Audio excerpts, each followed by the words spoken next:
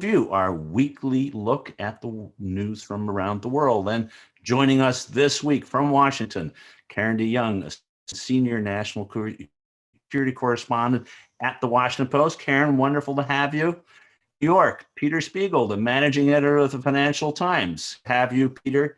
And all the Thanks way for having me back, Ivo. Great to have you. And all the way from Brussels, Steve Erlanger, chief diplomatic correspondent of the New York Times.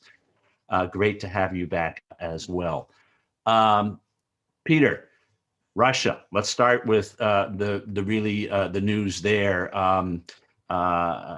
Some interesting things happening inside Russia and in the U.S. relationship with Russia. Unexpectedly, Biden had a phone call with President Putin. Biden is, I think, the first post-Cold War president who comes into office not committed to improving relations with Russia. We had Clinton trying to do so in the Bill and Boris show, and of course George Bush looking into Putin's eyes and famously seeing his soul set button in the Obama administration, and it's a good thing to have good relations with Vladimir Putin of Donald Trump. Biden's coming in with a slightly different view, but one of the first leaders he called was Vladimir Putin. What's happening in Russia and in the relationship with the United States? Yeah, it's a very different view, I would argue. And I just, as a coda, I actually traveled with Biden when he was vice president very early in the Obama administration. If you remember, Obama went to Moscow with then President Medvedev for sort of the reset summit. And they Biden to Tbilisi and to Kiev to sort of remind the near abroad that we haven't forgotten about you. But it was a very awkward trip because Biden has had a history as chairman of the Senate Foreign Affairs Committee of being pretty tough on Russia, on human rights, on democracy promotion, on those issues, and kind of had to carry the water from the Obama administration was trying to make nice with Moscow, as you said. And that it was you could tell sort of his aides, Tony Blinken at the time was his national security advisor, and Mike McFaul were kind of, bristling against this approach from the Obama administration.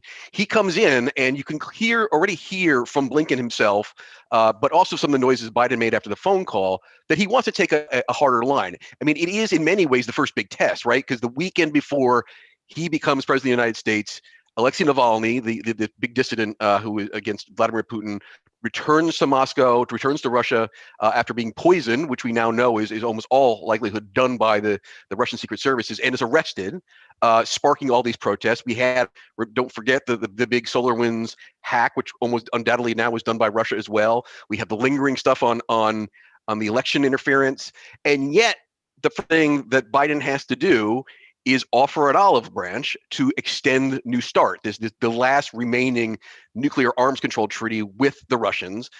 There are national security reasons to do that. The Pentagon has been talking about the need to maintain, it's the only way we can monitor the Russian nuclear stockpile at this point. So there are good national security reasons to do it, but it's a balancing act. The instinct, I think, of Biden from his pre-Obama days, and certainly Blinken, I think, is taking a much harder line on human rights, on democracy values, and yet they also have to do this sort of jujitsu where they have to be, extend this deal. The deadline is next week, where it expires. They have.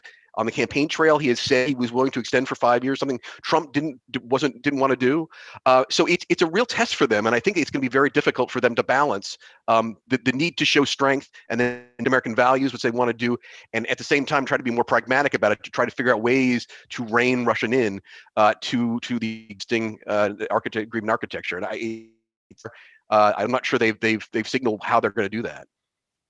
Karen, in your reporting in Washington, seeing this balancing act being of on the one hand, a desire to have a much tougher image and policy towards Russia, and on the other hand, the need to actually cooperate with them on issues like nuclear arms control, which is also something that, of course, Biden and his team have done for a long time.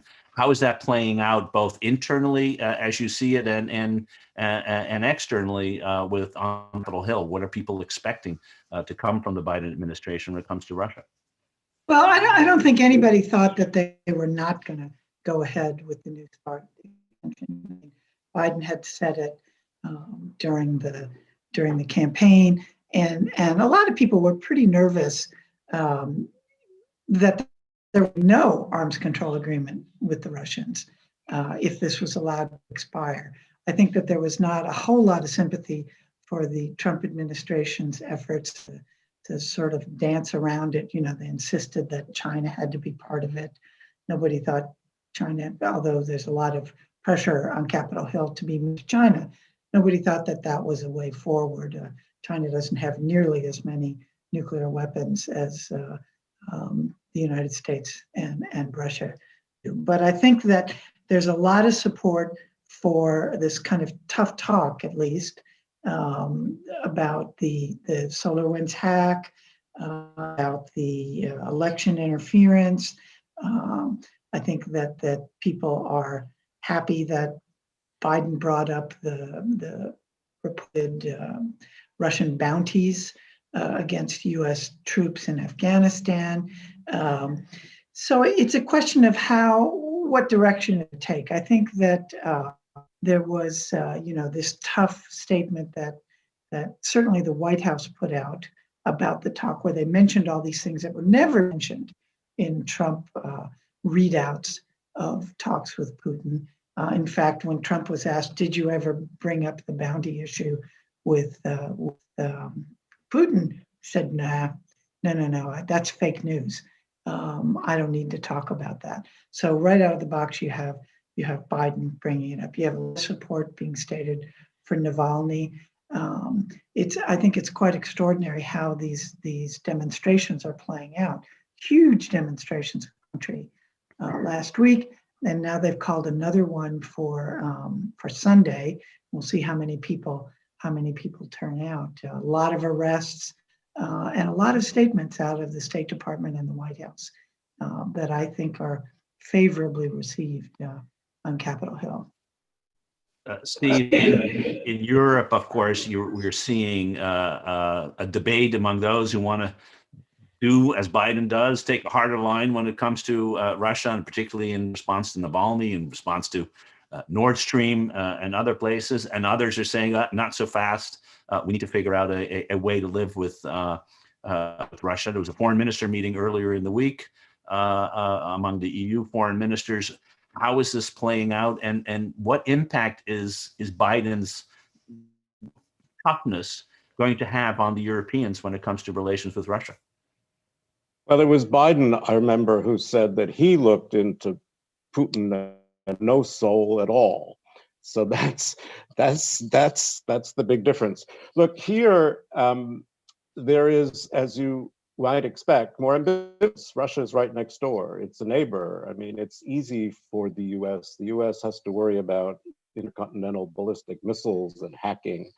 It's a little closer here.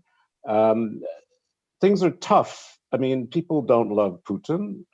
There's been a lot of support for Navalny. In fact, the EU foreign policy chief Borrell is flying off to Moscow on February 4th, which is 2 days after Navalny has his hearing and finds out where he's going to be in jail for a lot longer. And partly it's to give messages about Navalny, because they've all called for his release. There's a lot of virtue signaling going on, let's be honest, on both sides of the Atlantic. But they also wanted a relationship. So it's the usual confusion. I mean, I think people are very glad Biden's being tough, particularly on Ukraine, which really is a European issue. I mean, Biden has been very clear. There hasn't been this Trump ambivalence, and certainly no attack on the Ukrainian government. I don't mean to pour cold water here. I hope all of you have seen the Navalny expose of Putin's palace, which is, like everything Navalny is very funny also. I mean, he's a very funny man, and one wishes him well. I'm sure there's a lot of nostalgia in Moscow days where they could send Sakharov into exile internally in Gorky and cut him off from the world. That's not possible anymore. But having lived in bureau chief there, I have to tell you, I don't think Putin's in much trouble, and I don't think Putin feels he's in much trouble yet. They've learned a lot of lessons from what happened in Belarus, and he's going to let these things play out for a bit. I think the crackdown's actually been pretty mild so far. They've arrested people, then then let them go. Even Navalny's wife was let go within hours. So we'll see how it goes. It's winter, but I don't feel the regime is cracking. I mean, it's going to take a lot more than this. Steve, can I ask you? Yeah, go ahead, Karen. Yeah, I was going to ask Steve, things that's puzzled me. When Navalny had his hearing the other day, the world could listen in on what was being said. He's sent videos and Instagram postings out of theoretically out of detention. How is that happening? Is that because the Putin government doesn't care, or because they think they have to, or what? How is that happening? Well, it is an interesting question. You would have think they'd taken his phone away from him.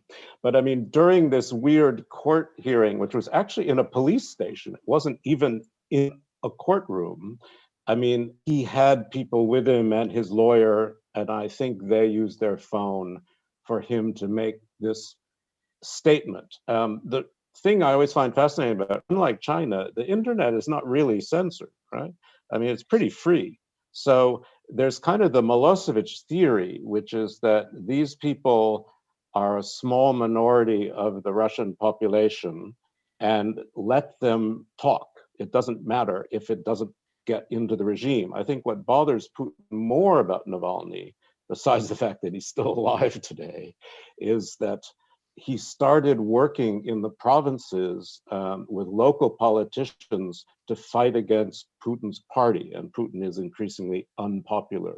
So that's, I think, what drove Putin nuts. It's not the big cities, it's Navalny building support in smaller cities, in Siberia, in Saratov, in all these places. That's the thing to watch, I think.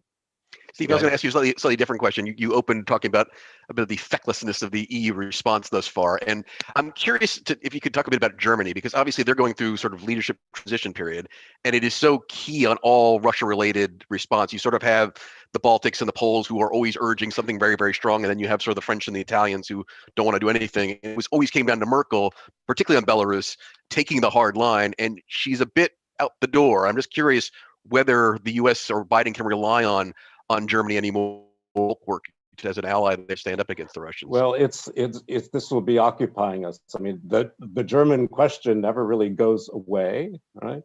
I mean, she is in the twilight, but she'll still be chancellor until probably next October, right? And there's a lot of worries about her successor, who's a very traditional German politician, very gemütlich, not very experienced in foreign affairs, has said some really things about foreign affairs. Of course, she didn't know much when she became chancellor either, but Germany will lose the weight and experience that she's developed. I mean, people do respect her. When she talks, people listen.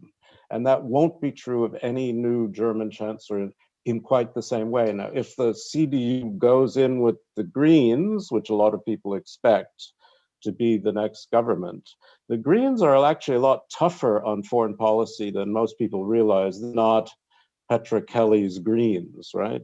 They're now getting closer to where they were when Joschka Fischer ran the Greens and they actually bombed Kosovo.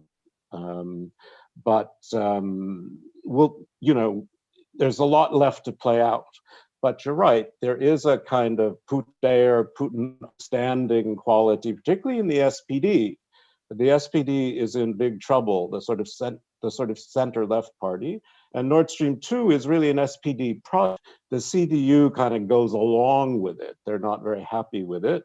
But Merkel still thinks it should be finished. I think it will be finished. I don't think personally it's the end of the world if they have Nord Stream 2, but intelligent people can differ on this question. Yeah, and don't forget, Gerhard Schroeder went from being SPD chancellor to chairman of Gazprom. So the Germans have a history on the board of Gazprom anyway. Yes, that's right. Well, this is going to continue to play out in terms of relationship between the United States and Europe when it comes to Russia, the internal politics within Europe towards Russia, and of course the internal politics and within Russia itself. I think, Steve, you're right that Putin is not quaking in his boots. He's worried in some ways. And the fact that he came out and first time actually confronted Navalny's claim on the palace, but also mentioned Navalny by name, which he hadn't done. He was Lord Voldemort for a long time, but he's now actually Alexei Navalny.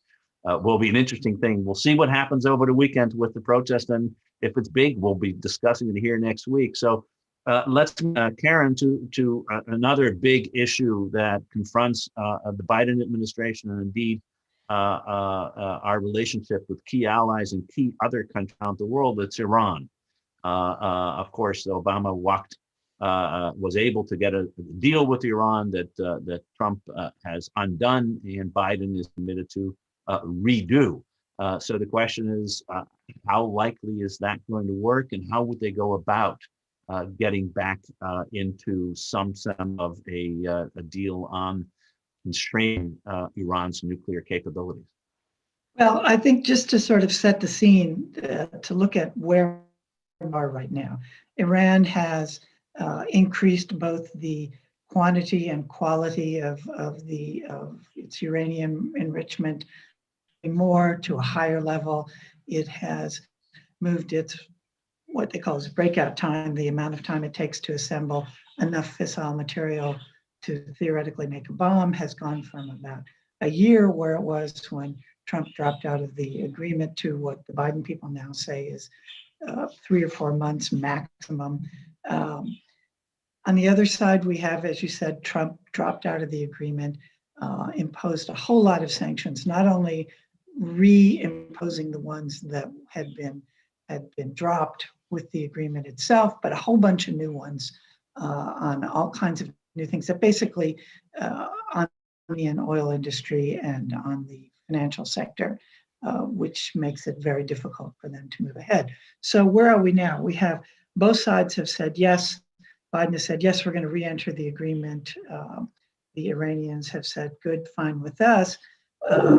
Both sides have said they will go back into compliance in return for compliance from the other side to the terms of the agreement.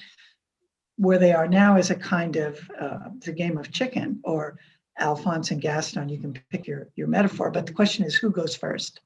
And the Iranians have said very explicitly,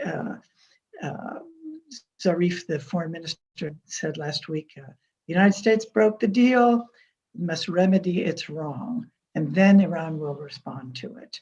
The Biden administration has said what Blinken said in his confirmation hearing, we will evaluate. They are making good on their agreement, comply, and then we will take some steps to comply. So it's just not clear how they're going to go at it, who's going to go at it, what's going to be necessary for both sides to say, okay, we're on the right track.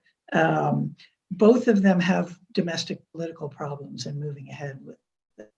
In Iran, you have a law passed by the Majlis, the parliament there, saying that if the United States does not come back into compliance and lift these sanctions by early February, we're going to kick out all the IAEA inspectors this year, and we're going to stop complying with that aspect, which is really the sort of one area where they've stayed more or less in compliance. Biden has got a lot of people in Congress saying, what are you talking about? You can't go back into this deal. The sunset clauses still exist. A lot of the stuff that remains is going to expire. They're still building ballistic missiles that threaten our allies and partners in the region. They're still using proxy forces in places like Iraq and Syria that are threatening our own national security. They're still engaging in acts of global terrorism, et cetera, et cetera, et cetera. So nobody, the Biden administration, looks like it's appointing Rob Malley, who was the Middle East coordinator for the NSC for the Obama administration, to be its lead negotiator. But they're going to have to start talking pretty soon. Iran has an election coming up. It's going to be the same old moderates versus so-called hardliners, trying to push whatever negotiations there are in one direction or another. The Europeans who are still part of the deal are very interested in the United States coming back in. It looks like, according to what the administration says, that their first stop is going to be talking to the Europeans. And of course, Russia and China are also part of this deal. So I think that's what we need to see first, those kinds of talks among the other side to come up with what Biden says he wants to be a joint position. But it's going to be very, very Karen, can I ask you, because you mentioned the Malley appointment, I think it's caused some consternation sort of on all sides here. I mean, I must say it does, in my mind, confuse the messaging a little bit. I mean, my reading from Blinken's confirmation hearing is he was pretty lukewarm. I mean, he said we're a long way away from re-entering, seemed to try to distance himself from the idea that they were going to do it immediately. Even Jake Sullivan, who was the architect, under Obama of the Iran deal, said that he's willing to broaden it out to include, missile systems in some of these talks with Iran. And then you pick someone like Malley, who seems to be the most eager to move back in. So they seem to be much like on Russia, to be honest with you, even early days, talking with multiple different voices on this. And I'm not sure I get a clear view of what Biden actually wants to do. I think the administration is eager to get back in, but the points you raised are real ones. I mean, I think there is a lot of concern. And again, this goes back to the question of who goes first. Now, Malley's a controversial figure with some people on Capitol Hill. Some people on the right think he's soft on, not only on the right, I think he's soft on Iran. They think he's not sufficiently core in support of Israel. There are various things in his past that they've brought up at various times. But the administration's argument is, look, of the people available to us and the people who want what we want, he is the most knowledgeable, the most well-known to the Iranians. He knows more about these issues.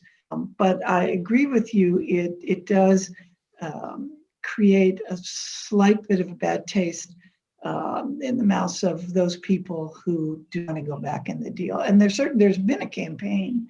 Once it was rumored that Malley was going to be the person, there's been a campaign in Israel, there's been a campaign in the sort of right-wing pro-Israel organizations in this country against him, saying we don't want him.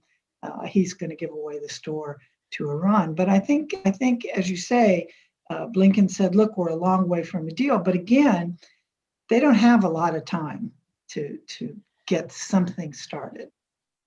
Well, clearly, this is one of those issues where the Europeans were united, have been united. They've been at this thing for since the 2000s. In a united fashion with the three big Europeans plus the EU doing it. They're eager to get the US back into an agreement.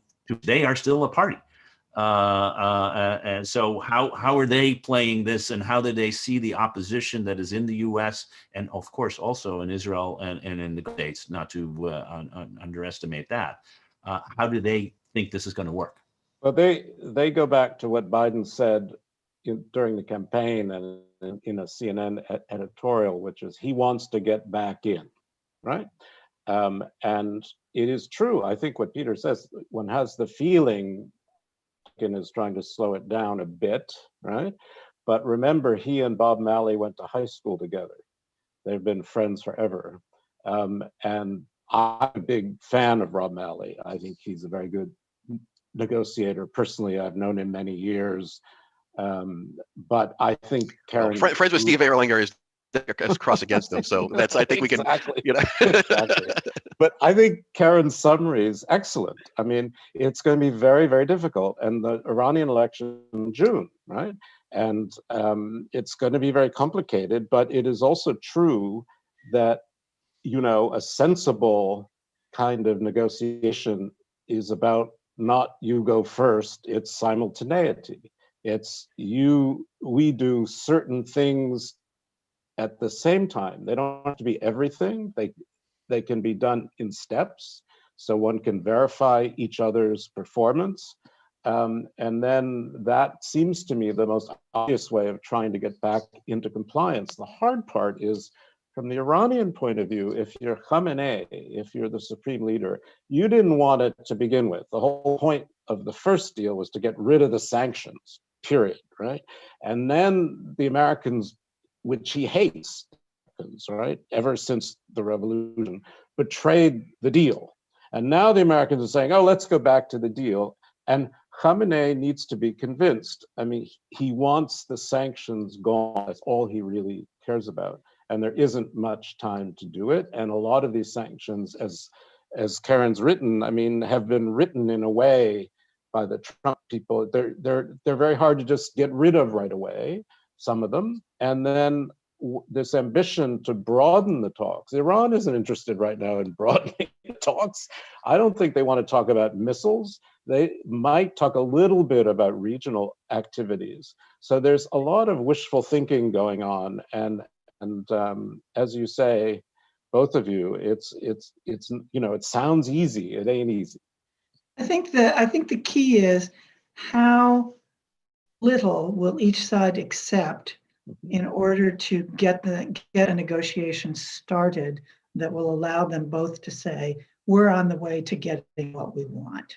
A lot of these things, you know, the Trump administration in its final months and weeks really piled on even more sanctions. And remember, the Iranian deal called for lifting of sanctions that were tied to Iran's nuclear program.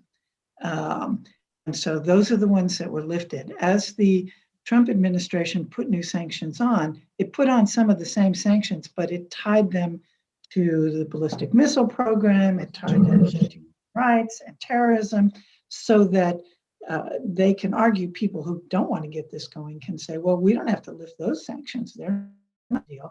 But those are the very sanctions now that have really sent Iran's economy into a nosedive.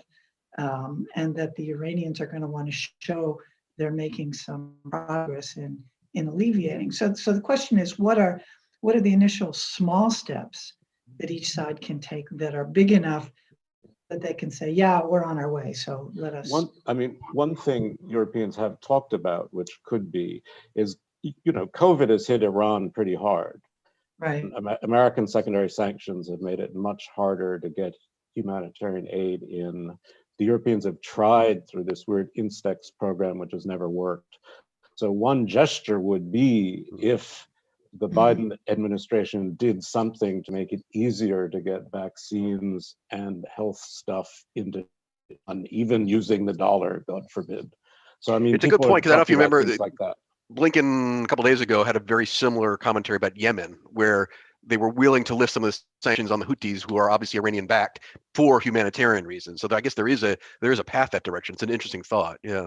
But Peter, talk a bit about. I mean, I think Karen and Steve had laid out very nicely how you might get to some form of negotiation that may lead ultimately to for all the obstacles may lead to getting back into the agreement. But talk a little bit about the opposition to even those first moves that exist.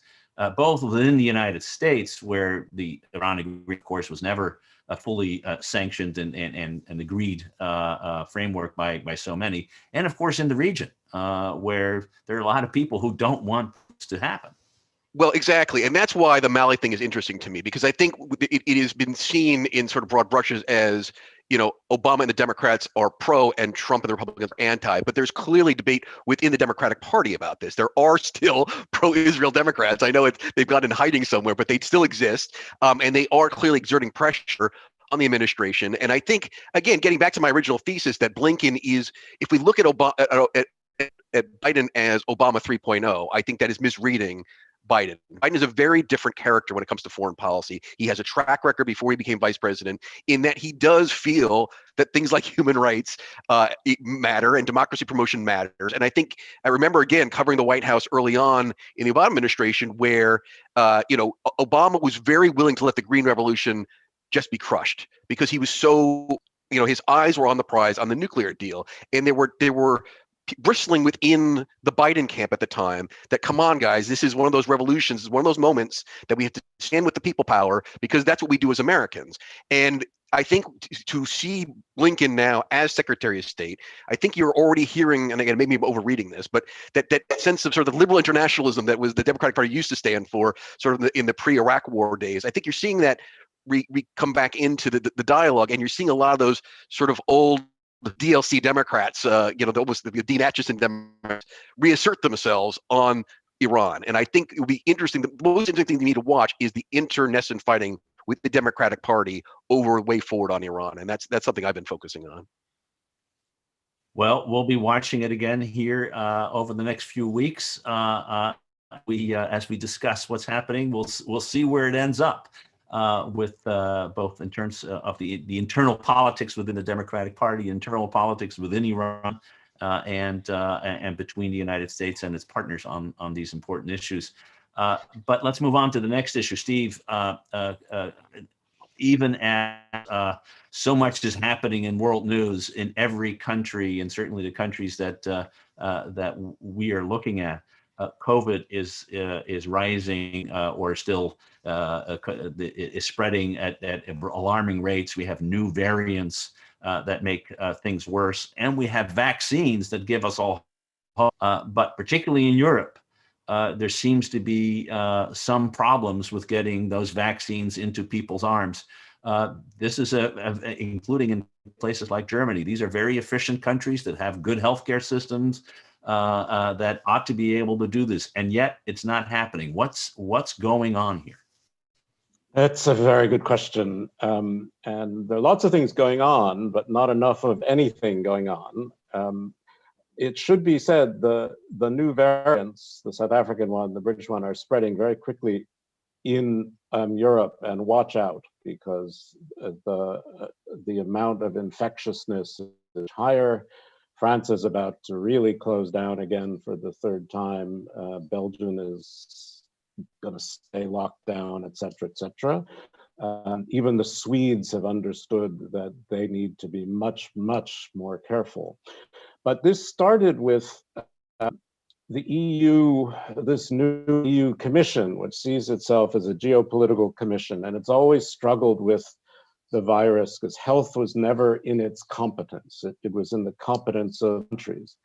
But they decided, after some of the richer countries, Germany among them, the Netherlands, started doing their own deals on vaccines, that the Commission would step in and the EU 27 would buy as a whole, would buy collectively vaccines and distribute per capita to all the member states. And the rationale was this would be better for the smaller, poorer countries, Bulgarians, Romanians, the Greeks, etc. You could get a better price because of the size of the order, etc., etc. The problem is all this took too long. So by the time they started putting in orders, and then it was a game to guess, right, which vaccine would come first and which would be available and which would actually work. I mean, nobody knew this, right? So they've been slow. And they were slow on the Pfizer vaccine, which turns out to be among the best. They've been very slow on Moderna. And then the other big one, of course, is AstraZeneca, which started in Oxford with the Swiss company AstraZeneca, which is normally not much of a vaccine producer. It's a very good drug company, but it's not done a lot with vaccines. So the European Union, which only ratified the use of AstraZeneca this afternoon, like an hour ago, is in a almost a legal battle with the company, because they have contracted with AstraZeneca for millions and millions of doses first quarter of this year. And AstraZeneca has been having production problems because they're doing their vaccine differently from Pfizer. And they're saying they're going to only be able to provide one quarter of what they promised to provide through the first quarter. And that has thrown all these plans for vaccination up into the air. And it has really made the Commission angry. The Italians have threatened to sue AstraZeneca by themselves. Germans are angry because they say the Pfizer biotech vaccine was invented in Germany and we're way behind everybody. So this EU thing is absurd, right?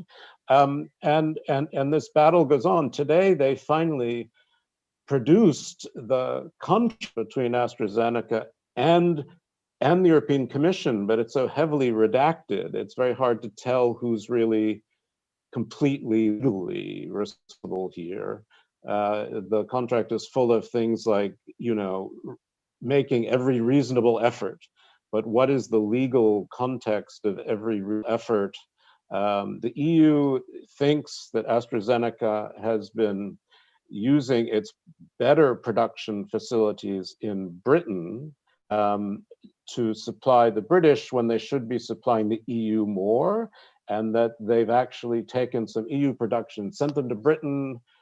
So now put in this kind of very ugly export system again today, which I think won't matter very much, but a lot of this vaccine is made inside Europe.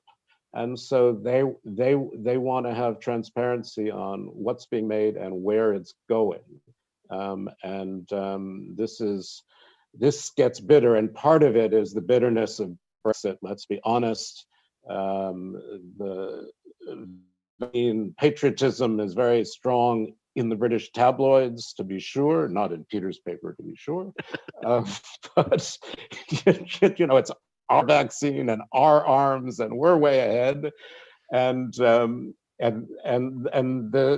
EU is also angry because Britain won't give its ambassador to Britain full diplomatic status. And the EU says there are 143 countries in the world where we have full diplomatic status, except you guys. So this is part of this strange kind of nasty bitterness going on.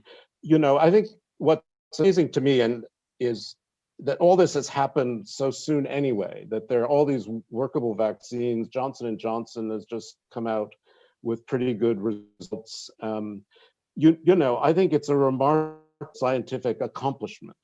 And obviously the impatience is real. I mean, I'd like to get vaccinated, thank you very much. But, I just think we need to, in the depths of winter, suck it up longer and wait our turn, and it'll happen. And by the summer, I think Europe will be drowning in vaccine. It's just going to be slower than people hoped. Karen, in the U.S., of course, we don't have quite the same level of problems with the production, although we don't have enough vaccine as it is. AstraZeneca hasn't even been approved. The trials are still going on here in the United States, but Pfizer and Moderna are both producing and sending in vaccines.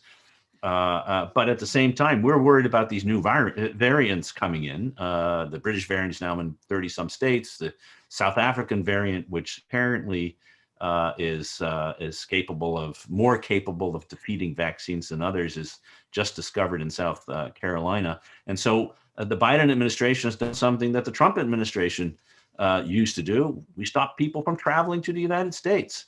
In some ways, what are those travel orders, and is that work? Well, that Trump had put restrictions on travel here from virtually all of Europe and many other countries, Brazil, and lo and behold, as he did many things in his final days, 2 days before he left office, he lifted them all. And that kind of put Biden in the position of saying, oh my God, what do we do? At precisely the moment that all these reports about the UK variant, the South African variant, what's happening in Brazil exploded. And they started to see evidence that they were arriving in this country. So this week, the Biden administration put those restrictions back on. Nobody from the Schengen area, nobody from the UK, nobody from Brazil, nobody from South Africa, and even US citizens from these areas that want to come back have got to produce proof that they had a negative COVID test within 72 hours of boarding the plane. A lot of questions came up saying, well, are you USCs overseas, you're going to help us get these? Because you can't get them in a lot of these countries. Where are we supposed to get a vaccination? And the State Department said, nope, so we're not in that business. We're not going to help you. So it's all sort of up in the air right now. I think a lot of people are pretty mad, but the State Department has put out a statement. If you're in Europe, or if you think you need to travel to Europe, you better think very carefully about this, because you may have to stay there for a much longer time than you think. So you better get your finances in order, get someplace to live, get your kids and your pets taken care of. So it's pretty, there's a lot of upheaval involved in this. Yeah, it's sort of like Australia and other places that have prevented their folks from coming home because the quarantine requirements are so taxing that it's hard to have them come home. We're now seeing that in lesser measure happening in the United States, and of course. Yeah, and if you're sitting in South Africa or Brazil, let alone in Europe, where people are having a very hard time getting tested, let alone getting vaccines. The State Department is being deluged, and the embassies are with these saying, help us. And so far, the reaction, no can do. We're not in that business. Yeah, just anecdotally, I mean, as a nominally London-based news organization, we're having all sorts of problems moving correspondence to us and getting help from the embassies on this front. It's been a real problem. I just want, if you don't mind, to be slightly parochial again, as the representative of the British news organization, to jump on a point, because it is a real, at least for me anyway, a sad side effect of what is happening in Europe right now, which is the Brexiters are thumping their chest. We told you so. Aren't you glad? And Steve, I would never deign to correct you on something, but AstraZeneca actually is British. The Zeneca group is British, and Astra is actually Swedish. So it's an Anglo-Swedish group. And so they got Oxford, they got AstraZeneca. There is a real sort of braying of the Brexiters saying that this is why we left. And I worry slightly about the knock-on effects if it does come to pass that Britain, which is not only one of the first to approve Pfizer, AstraZeneca is the only one who approved AstraZeneca for a while. They've been a Novavax, and is able getting jabs in people's shoulders much faster than the U.S. or Europe is. Whether it's suddenly this vaccine nationalism really sort of spreads more. You're seeing that already from even mainstream politicians. Gavin Williamson, who is one of the ministers, who said, the reason we're doing it is because we're just a better country. And I do worry that this nationalism, which we kind of hope had gone away with the defeat of Trump here in the U.S., that this could exacerbate that in Europe, and I worry slightly about the direction that's going. Well, and sort of, Peter, just to add on that, and Steve, come in here. I mean, this nationalism, this vaccine nationalism we're seeing is also having an impact on who, besides the rich countries, are going to get this stuff. Because if we learned one thing, is you can't protect the country if you only protect people in cities and not in towns, or in one neighborhood and not another neighborhood. The same is true for the rest of the world. We have lots of vaccines in the next year or so, but they're all going to be staying with the rich countries. How is that going to work out? Well, I guess it was the WHO said this week that of the 29 poorest countries in the world, only one, and I don't really know which one it is, maybe you guys do, has actually given any vaccines at all. So I think there's a long way to go there. And unless you want to shut down the entire world in a way that is pretty impossible, no matter what restrictions you impose, you're not going to get rid of this disease. I mean, you could see it with other diseases, with other vaccines, with smallpox, with polio, where you've had outbreaks in countries where the vaccination levels have not been as high as they have been in the United States and Europe, and eventually those cases get here. Yeah, like measles in the last year. Steve, just two quick things. One, I was very pleased that the Biden administration is joining COVAX, which Trump refused to do, which is the World Health Organization's program to try to get vaccines into poorer countries. And the other thing there's also the problem in Europe, partly what Peter was saying, but Viktor Orban, the great outlier, is buying the Chinese vaccine, and he says he will only be inoculated with the vaccine. So you have superpower stuff going on too. But I would say, which makes me a little more optimistic, India, which produces huge numbers of vaccines anyway, is doing that in big numbers. It also has its own vaccine. And I mean, it is inoculating at a very rapid pace because it actually knows how to do that. So I'm hopeful if the Chinese vaccine turns out to be pretty good and the Indian vaccines are pretty good and everything gets going, that it won't be quite as dire. But I think it's a good symbol that the United States is back in the WHO and participating in this program. Well, that's it for this week on World Review. Steve Erlanger of the New York Times, thanks so much. Peter Spiegel of the Financial Times and Karen DeYoung of the Washington Post. Thank you all for joining us on this week's edition of World Review, and we will see you again next week. Thanks all. Bye.